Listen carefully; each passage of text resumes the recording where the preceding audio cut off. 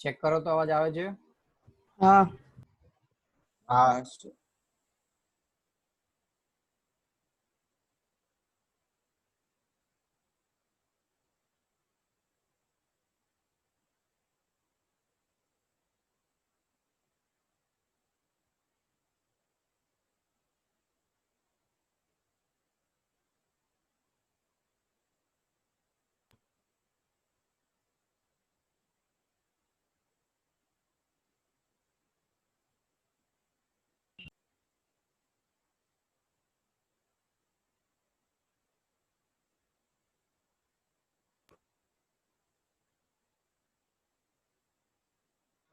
Check करो तो आवाज आ रही है? हाँ. ओके चलो, तो कहाँ थे हम कि थर्ड हाँ, केस। थर्ड में. ओके, थर्ड केस में क्या होगा, यदि ये फ्री फॉल हो जाएगा, यदि ये फ्री फॉल यानी कि जैसे यहाँ से ब्रेक हो गया जो स्ट्रिंग थी वो, अब ये लीफ कहाँ हो जाएगी, फ्री फॉल में। और फ्री फॉल में एक्सेलरेशन कितना लगता है, ग्रेविटेशनल एक्शन जी जितना लगता है। फॉर्मूला यही कि ऑब्जेक्ट नीचे आ रहा है, लीफ नीचे आ रही है, लेकिन उस केस के में जो एक्सेलरेशन और ग्रेविटेशनल एक्शन हम अलग अलग डालते थे, यहाँ एक्सेलरेशन की जगह क्या डाल देंगे हम, जी माइनस ए की जगह जी डाल देंगे, जी माइनस जी 0. तो आंसर 0। यानी कि इस केस में आप जो है, आप यदि यहाँ आप वेट मशीन या कुछ रख दो तो चेक करना आपका जो वेट है वो 0। मैंने चेक नहीं किया प्रैक्टिकल, लेकिन ट्राई करना। लेकिन ऐसा पॉसिबल नहीं है कि लिफ्ट टूटे और आप नीचे गिरो तब चेक करना, ये केस तो पॉसिबल नहीं है, लेकिन ट्राई करो तो। आई एम नॉट 100% श्योर, क्योंकि मैंने खुद प्रैक्टिकल नहीं किया, लेकिन 99% होगा ही ऐसा, क्योंकि फिजिक्स कह रहा है इसलिए कि भाई आपका जो वेट है ना वो 0 हो जाएगा। यानी कि आपके ऊपर इस लिफ्ट के जो नॉर्मल रिएक्टेंस फोर्स है वो 0 हो जाएगा, क्योंकि आप भी सेम स्पीड से, लिफ्ट भी सेम स्पीड से नीचे जा रहे हो। यानी कि इस केस में आप वेटलेस हो जाओगे, यानी कि आपका कोई भी वेट नहीं होगा। एक्चुअल में वेट होता है, लेकिन शूडो फोर्स की वजह से सामने फोर्स क्या हो जाता है, कैंसिल हो जाए। यानी कि this state of the this state is called the frictional, यानी कि वेटलेस फोर्स स्टेट। यानी कि आप इस स्टेट के अंदर आ जाओगे कि आप अपना वेट को 0 मान सकोगे, यानी कि आप ऐसा फील करोगे कि आपका कोई वेट है नहीं। बोलो क्लियर है तीनों तीन केस? Hello, sure? चलो, तो सेम टू सेम तीन कंडीशंस हमने डिराइव की थी। फर्स्ट कंडीशन वो अपवर्ड जा रही है, तो अपवर्ड जा रही है तो टेंशन फोर्स का फॉर्मूला क्या था, बोलो? mg+a. ओके, टेंशन फोर्स यानी कि वन टाइप ऑफ वेट ही है, क्योंकि आपका जो वेट होगा नीचे उसको ही वो ऊपर ले रहा है, तो mg+a। चलो, अब नीचे जा रहे हैं तो अपवर्ड, ऑब्जेक्ट नीचे आ रहा है तो वेट कितना फील होगा, जी माइनस है, डाउनवर्ड, सॉरी डाउनवर्ड। और यदि ब्रेक हो जाता है तो टेंशन और वेट आपका 0 होगा। Okay, break down. तो बस ये तीन केस के लिए यहाँ क्वेश्चंस पूछा हुआ है। मास आपको दिया हुआ है 60 kg। यदि वो ऊपर एक्सेलरेशन 2 मीटर पर सेकंड की स्पीड से जा रही है, lift move with the accelerations of 2 metre पर second upward and downward। Similarly second case में वो डाउनवर्ड जा रही है। चलो, तो फर्स्ट केस में इसका टेंशन फोर्स कितना होगा, कौन बता पाएगा? सिंपल इजी है। 60 × 12. ओके, क्या होगा, recorded weight if the cable lift break, what will be recorded weight? weight यानी कि टेंशन फोर्स ही हुआ, one type of mass g plus a। मास की वैल्यू 60 किलोग्राम, g है 10 और a की वैल्यू 2, 60 × 12। ये अपवर्ड के लिए बात की। चलो, यदि लीफ नीचे जा रही है, डाउनवर्ड जा रही है, तो वेट कितना फील होगा, उसको थोड़ा कम होगा। 60 × 8. है तो 60 × 10 - 2 तो 60 × 8, राइट है ना? और यदि ब्रेक हो जाती है तो कोई भी वेट फील होगा 0. नहीं, तो वेट हो जाएगा 0। बहुत इजी सम था और आईएमपी सम है, एमसीक्यू में बहुत बार पूछ लिए हुए क्वेश्चन है ये। बोलो यहाँ क्लियर? शूडो फोर्स के सम और न्यूमेरिकल्स में कोई डाउट किसी को? थियरी के अंदर भी लीफ वाले नो सम सर। में पक्का ना? चलो तो आज का हम एक्चुअल टॉपिक स्टार्ट करते हैं। So this is the uniform circular motions. याद करो uniform circular motion third fourth chapter में आया था, तब मैंने डिटेल में ऐसा बोला था कि आप नेक्स्ट चैप्टर में भी इसको हम डिटेल में जाएंगे। तो आज थोड़ा सा डिटेल में जाएंगे मोशंस की रिगार्डिंग। तो उसका जो फर्स्ट हमारा टॉपिक रहेगा वो सेंट्रीपिटल फोर्स रहेगा। याद करो वो सिचुएशन जब मैंने यूनिफॉर्म सर्कुलर मोशंस के लिए बेहतरीन एग्जांपल दिया था, बोलो कौन सा वाला था? मैंने हर बार कोई भी स्टैंडर्ड हो एक पत्थर की एग्जांपल डोरी बांधीने फेरवाना। yes. आप स्टोन को स्ट्रिंग के साथ बांध के आप क्या करोगे? उसको घुमाओगे। तो एक्चुअल में होता क्या है, ये जब स्टोन जब घूमता रहता है तब एक्चुअल उसका प्रॉपर्टी, उसकी जो वेलोसिटी होगी कुछ इस डायरेक्शन में होगी, लेकिन जैसे ही थोड़े टाइम में हम क्या कर लेंगे, उसको अंदर खींच लेंगे तो डायरेक्शन ऐसे मुड़ जाएगी और अंदर खींचा तो डायरेक्शन मुड़ जाएगी। समझ में आ रहा है कि नहीं? उसको तो बाहर के डायरेक्शन में जाना था, लेकिन थोड़े थोड़े हम कंटिन्यूस इनवर्ड फोर्स लगा देते। उस फोर्स को हम क्या बोलते थे? याद करो। Centripetal force. Centripetal force. अब नहीं, देखो अब क्या होगा, इस सेंट्रीपिटल फोर्स को, इस सेंट्रीपिटल फोर्स को जैसे आप देख सकते हो यहाँ कौन सा फोर्स लगा? Centrifugal force. ओके, बाहर की डायरेक्शन में एक फोर्स लगेगा। बाहर की डायरेक्शन में कौन सा फोर्स लगेगा बोलो? अब होगा क्या, देखो देखो एक चीज, ये घूम रहा है, ये घूम रहा है, बाहर की डायरेक्शन में फोर्स लगा mv square upon, centrifugal force लगा mv स्क्वायर अपॉन r। तो ये फोर्स ऑपोजिट डायरेक्शन का फोर्स, हम क्या कर रहे थे, जितना फोर्स बाहर लगता था उतना फोर्स हम अंदर लगा देते स्ट्रिंग के थ्रू, ये टेंशन फोर्स लग जाता था। याद करो, जिसकी वजह से ये जो स्टोन है वो स्ट्रिंग की वजह से इस पर्टिकुलर सर्कुलर पाथ में मोशन कर सकता था। अब समझ लो इस स्टोन की जगह, स्टोन की जगह ये कार है।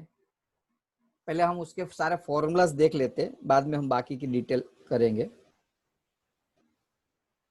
तो जो एक्सीलरेशन लगेगा सेंट्रीपिटल फोर्स में वो रहेगा v स्क्वायर अपॉन r। जो आगे के टॉपिक में ऑलरेडी हमने डिस्कस कर ली, इसलिए ज्यादा डिटेल में नहीं जाएंगे। ओके, डायरेक्टली मैं खाली फॉर्मूला बता देता हूँ। ये दो फॉर्मूला है जो आपको काम लगेंगे। समझ में आ रहा है? अब जब ऑब्जेक्ट घूम रहा होता है अंदर की डायरेक्शन में और बाहर की डायरेक्शन में फोर्स लगता है, अंदर खींचता है इसको सेंट्रीपिटल फोर्स, बाहर खींचता है सेंट्रीफ्यूगल फोर्स। ये फोर्स अब तो है नहीं, समझ लो। तब क्या करेंगे, इसके अपोज में कोई दूसरा फोर्स लगेगा, एक लगेगा mv स्क्वायर अपॉन r। इस फोर्स को हम सेंट्रीपिटल फोर्स बोलते। अब यही सिचुएशंस इस केस में समझो। मैंने ये फर्स्ट टॉपिक नोट्स के अंदर नहीं डाला क्योंकि ऑलरेडी आ गया टॉपिक, नया कुछ नहीं, इसलिए यहाँ भी अभी डिटेल में नहीं बताया। अब एक्चुअली जो आपका 11th का टॉपिक है उसके ऊपर आते हैं, ये चैप्टर का टॉपिक। यदि इस सिचुएशन को समझो, यहाँ एक कार है, वो कार ऐसे लेवल सर्कुलर पाथ पे घूम रही है। लेवल का मीनिंग पता है ना?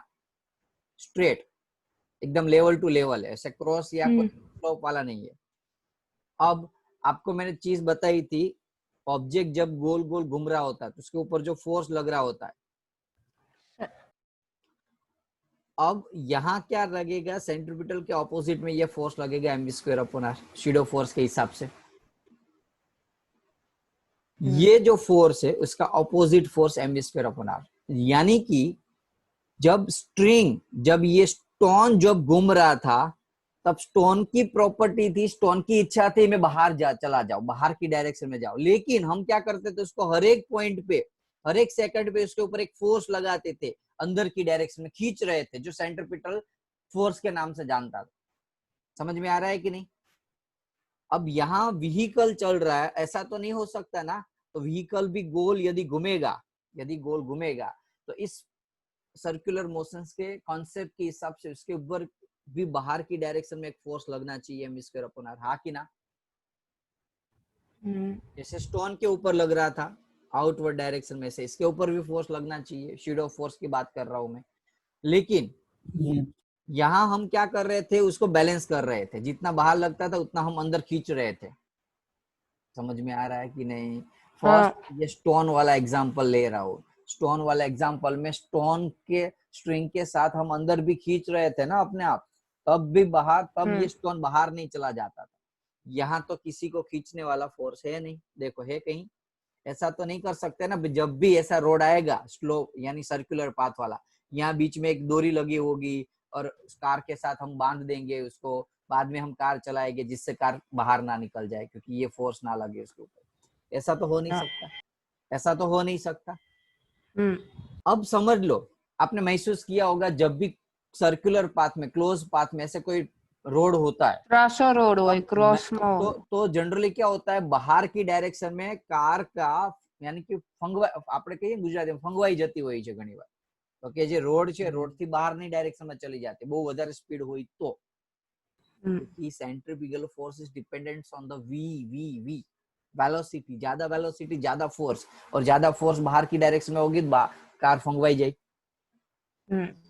ओके, अब यहाँ यदि हम स्पीड कम भी रखे तो भी थोड़ा तो फोर्स लगेगा ही, गारंटेड, यहाँ थोड़ा फोर्स तो लगने ही वाला है। अब समझ लो हम यदि उसका फ्री बॉडी डायग्राम बनाए तो इसके ऊपर जो जो फोर्स लग रहा है लेवल पाथ के ऊपर, तो एक तो इसका वेट होता है कार का, एक उसका नॉर्मल डायरेक्टिव फोर्स अपोजिट है, लेवल पाथ है, ये पाथ ऐसा है, रास्ता ऐसा लेवल्ड है, तो नॉर्मल डायरेक्टिव फोर्स क्या होगा 90 डिग्री पे अपोजिट।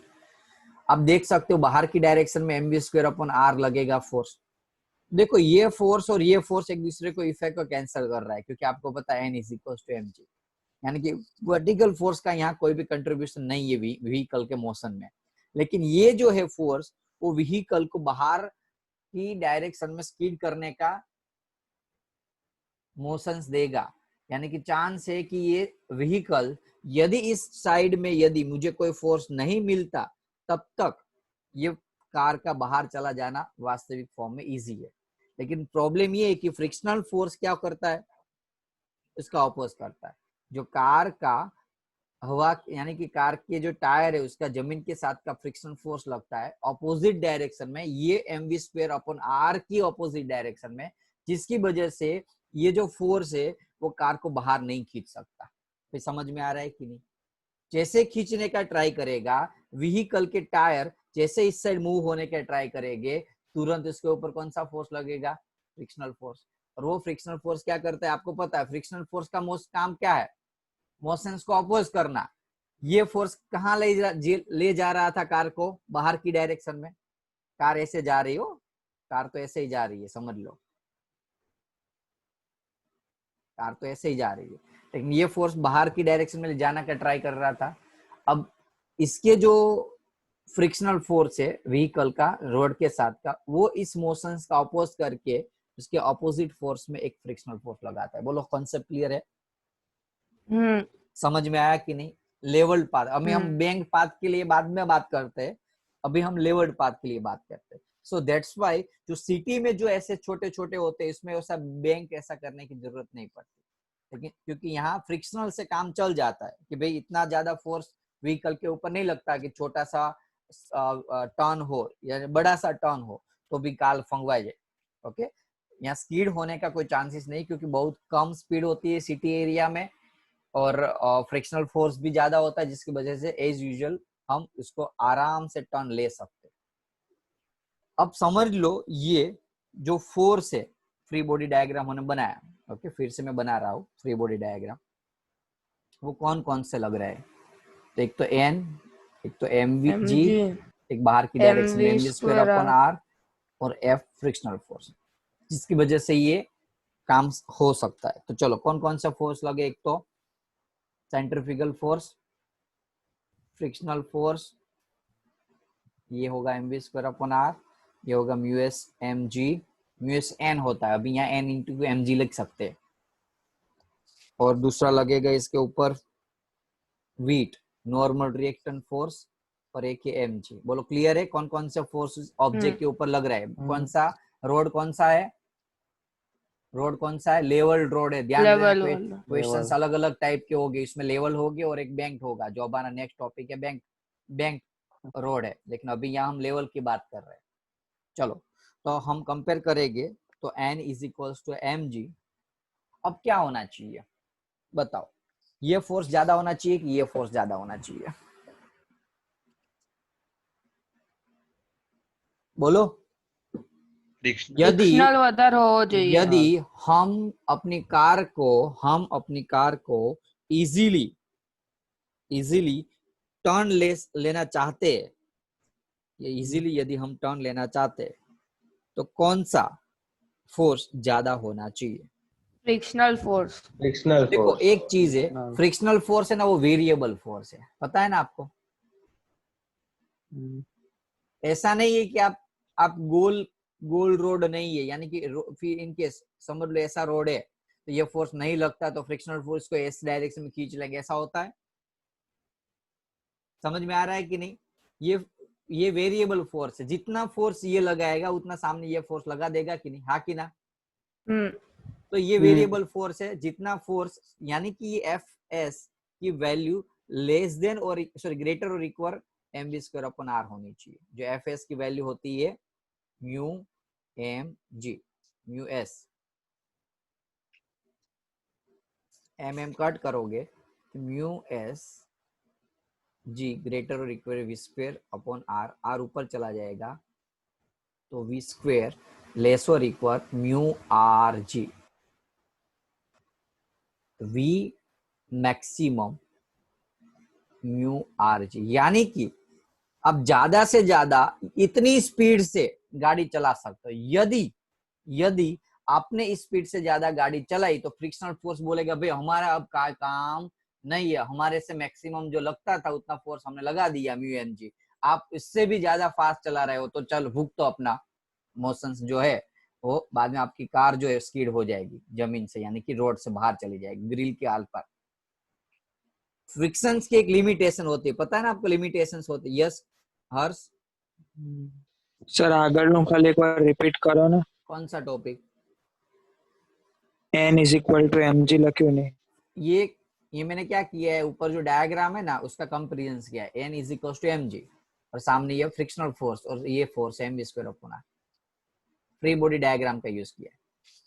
क्लियर? बाद में क्या किया है देखो, f s is equal to mu m g है, फॉर्मूला है ना, f s is equal to mu into m g, m v square upon r. Okay, सामने एम कट हो गया तो बाद में वी स्क्वायर का फॉर्मूला बना दिया। अभी यहाँ तो खाली फ्री बॉडी डायग्राम से ऊपर से मैंने ये इक्वेशन लिखा है, दो कंपेरिजन किया था, ये तो कंपेयर किया हुआ फ्री बॉडी डायग्राम से। यानी कि आपकी मैक्सिमम स्पीड लेवल्ड पाथ के ऊपर इतनी होनी चाहिए म्यू आर जी, इससे ज्यादा नहीं होनी चाहिए। बोलो समझ में आया कि नहीं? यदि इससे ज्यादा होगी तो क्या होगा? कार चली जाएगी। अब यदि इससे कम होगा तो क्या होगा बताओ? चलो,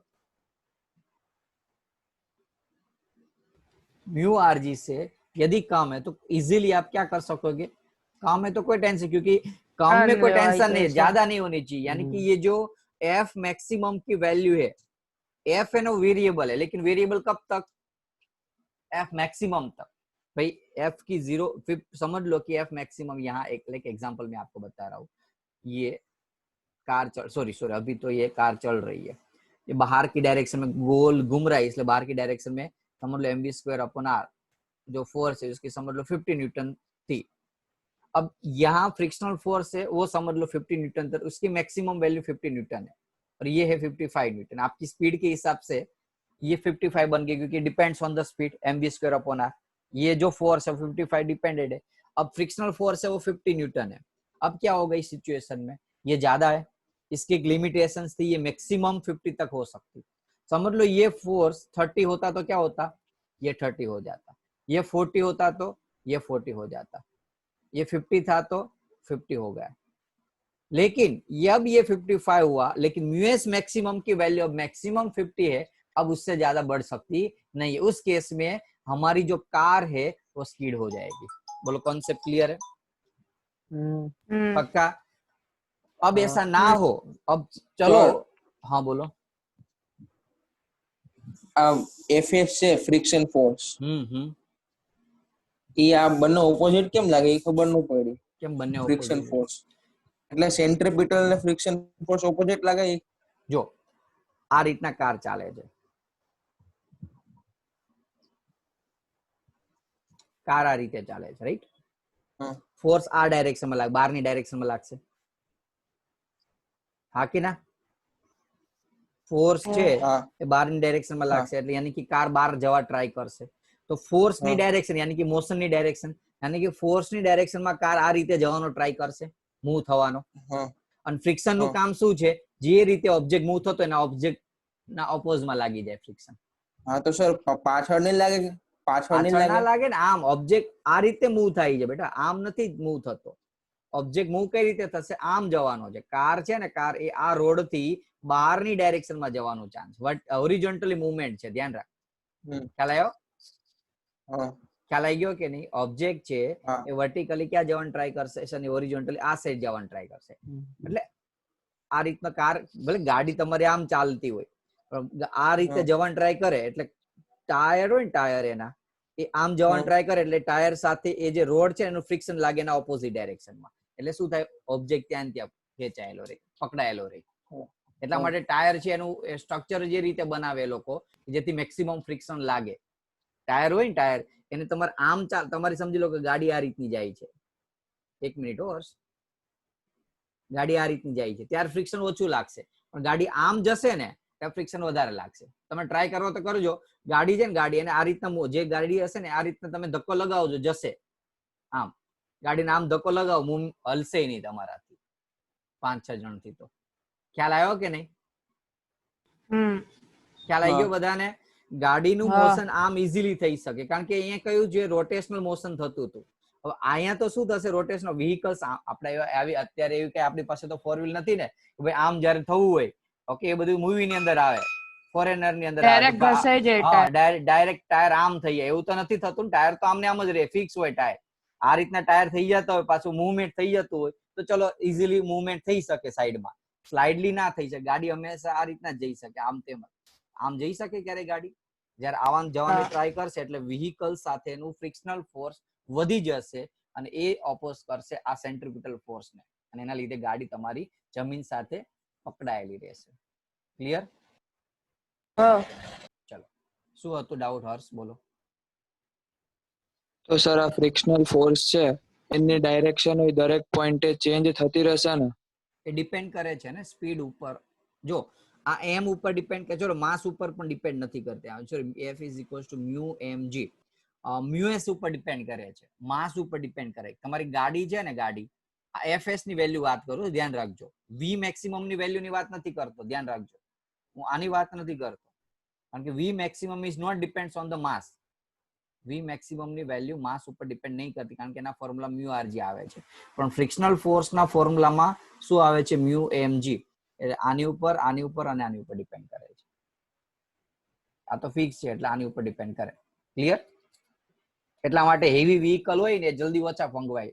આમ તો જો કે હેવી વ્હીકલ થી ફરક ના પડે કારણ કે માસ ઉપર સ્પીડ તો ડિપેન્ડ નથી કરતી ફંગવામાં, પણ જયારે તમારું બોડીને ટાયર છે ને, ટાયર, ઓકે, એની ઉપર ડિપેન્ડ કરે છે. તમારે ટાયર છે એ જમીન સાથે કેટલા ટચમાં, એટલે મ્યુ ની વેલ્યુ ઉપર ડિપેન્ડ કરે છે. ઓકે, રોડ ની ક્વોલિટી ઉપર ડિપેન્ડ કરે, રોડ કેવો છે. રોડ એકદમ સ્લીપરી હોય તો ઇઝીલી ફંગવાઈ જાય, અને રોડ જો સ્લીપરી ના હોય તો ઇઝીલી ચાલી શકે. ક્લિયર? સર રિજોઈન કરી લઈએ. કર દો રિજોઈન, ચલો જલ્દી से.